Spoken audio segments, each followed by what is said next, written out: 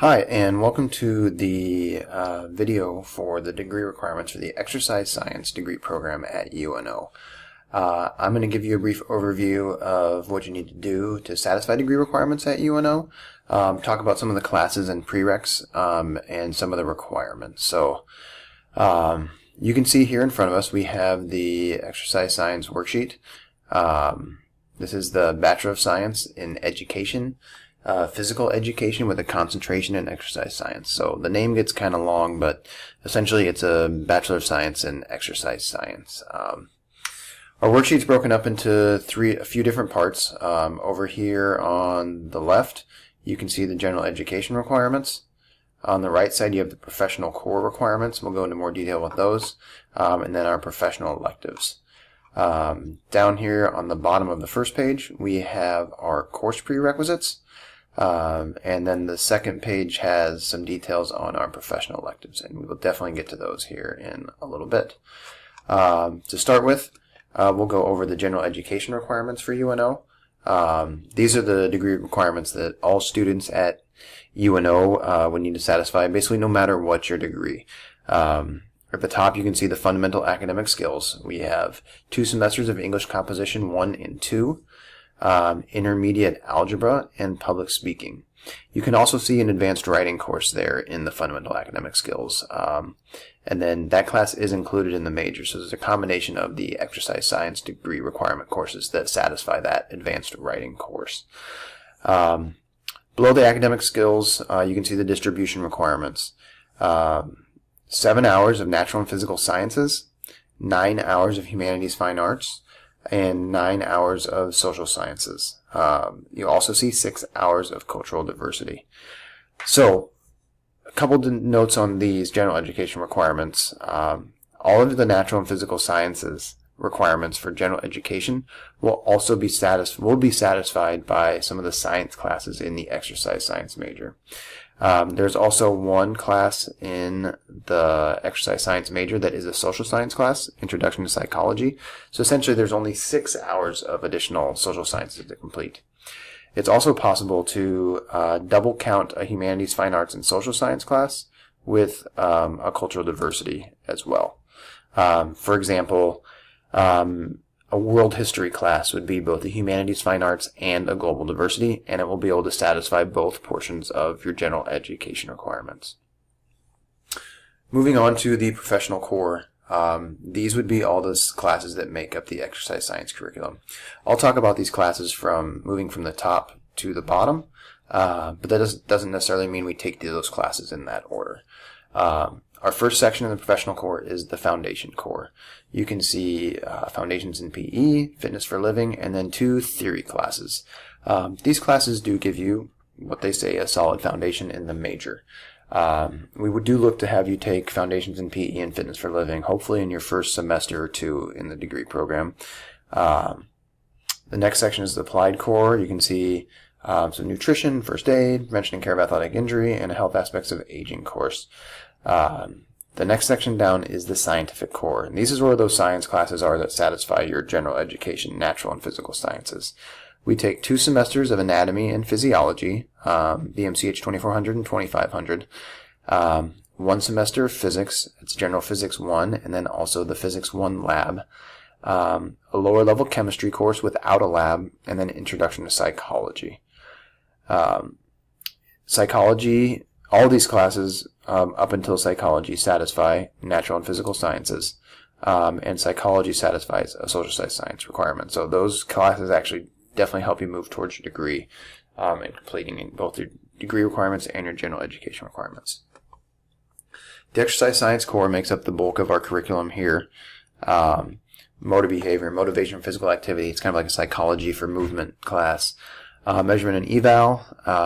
Adapted PE is taking physical education and exercise to special populations, such as those with disabilities, both physical and mental, amputees, etc. And then biomechanics and physiology of exercise. Sorry, I scrolled a little too far there. This section here is our physical activity core.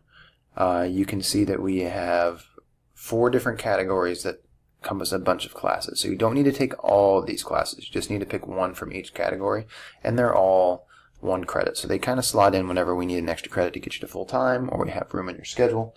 They're a good option. They get exposed to, we like to use these to expose our students to different movements, different activities that maybe you haven't been exposed to before. It's good to be well-rounded as an exercise science professional. The last section here is our practica, and this is a sequence that all of our exercise science students go through. So these 3 classes all go in order: lab methods, and then practicum, and then internship. Typically our students will do that internship in their final semester in the program. It's a great course that our students take and really go out and get exposure to the field that they're either interested in or know they want to go into professionally, get some good resume building experience, and get some good references as well. The only section that we haven't touched on yet is our professional elective section. So it's 15 credits. It's located right here, but let me scroll down to the 2nd page to give you an idea of what those are. So here you can see our different elective categories. We have 4 different categories, but honestly we're not necessarily stuck to those categories.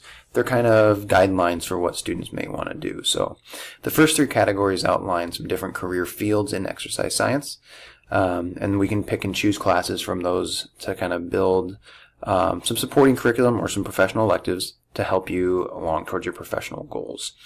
The 4th category, the pre-professional, is for any of our students that are exploring physical therapy, occupational therapy, med school, nursing, any professional programs, and we can use 15 credits of the prerequisites towards those programs towards the degree. So essentially any degree at UNO is 120 credit hours, and so we can use up to 15 credits of those prereqs to satisfy your 120 degree credit hours to graduate.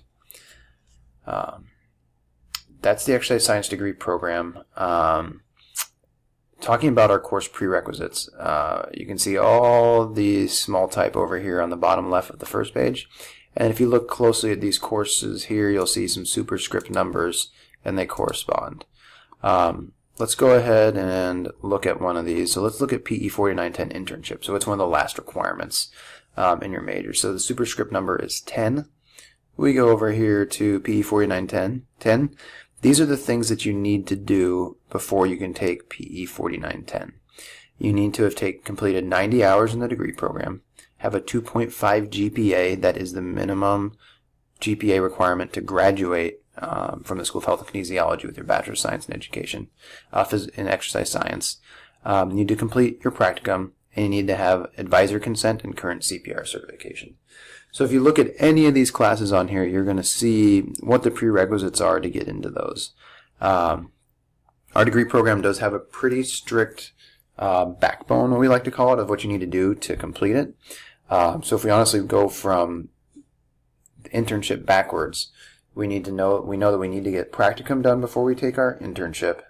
So practicum before internship, lab methods before practicum, and that's a 3-semester sequence. Before we can get into lab methods, we have to take anatomy and physiology. We have to take anatomy and physiology 2, and we have to take biomechanics and physiology of exercise. Before we can take anatomy and physiology 2, we have to take anatomy and physiology 1. Before we can take biomechanics, we have to take A&P 1 and physics. Before we can take physiology of exercise, we have to take A&P 1 and chemistry. So you can see there is some sequencing of classes that we really need to pay attention to, and that's what we're here for as your academic advisors to help with. That may sound confusing now, going over it in video, but when you meet with us and plan out your degree requirements and your classes for each semester, we're going to help you be aware of those things and help you plan those out. There are, as you can see, plenty of other prerequisites in here, but those are really the main ones we want you to try to remember, because those are the ones that can really affect your path towards graduation. Anytime that you meet with us as your academic advisors, we will use this academic career plan of study to help you plan out and pick out classes for all your semesters coming up. It's important to come meet with your advisors at least once a semester, usually in October to pick out classes for the spring, in February, March to pick out classes for the fall. That way we can make sure we're staying on track towards graduation and getting you into the classes that you need. If you have any questions, you can contact our office or make an appointment with us on MavTrack. Thanks.